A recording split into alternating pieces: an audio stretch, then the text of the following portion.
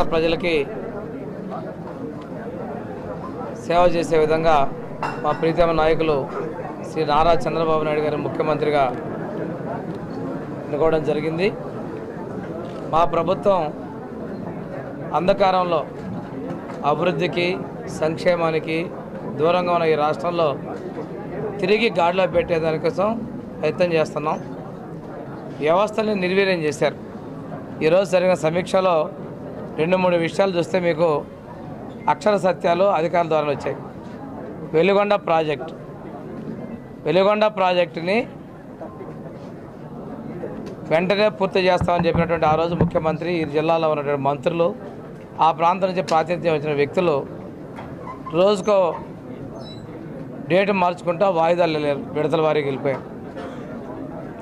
ఆ విడతల వారీ ప్రభుత్వంలో ఎన్నికల ముందు ప్రకాశం జిల్లా ప్రజలు మభ్యపెట్టాలనే ఉద్దేశంతో హడావుడిగా పూర్తి చేసామని చెప్పి శిలాఫలకాలు వేసుకున్నారు. లక్షలాది రూపాయల ప్రజాధనాన్ని దుర్వినియోగం చేశారు.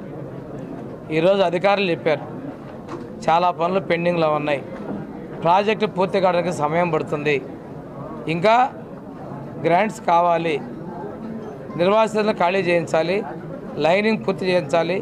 ఈరోజైతే నీళ్లు తీసుకొచ్చే పరిస్థితులు లేవని ఆ రోజు ఎవరైతే అధికారులు ఒత్తిడితో ఏర్పాట్లు చేశారో వాళ్ళు చెప్పారంటే ఈ ప్రభుత్వం ఎంత డొల్లతనంగా జగన్మోహన్ రెడ్డి ప్రభుత్వం పనిచేసిందో ప్రకాశం జిల్లా ప్రజలకి, రాష్ట్ర ప్రజలు కూడా మీరు తెలియజేస్తున్న అవసరం మీకు ఉంది.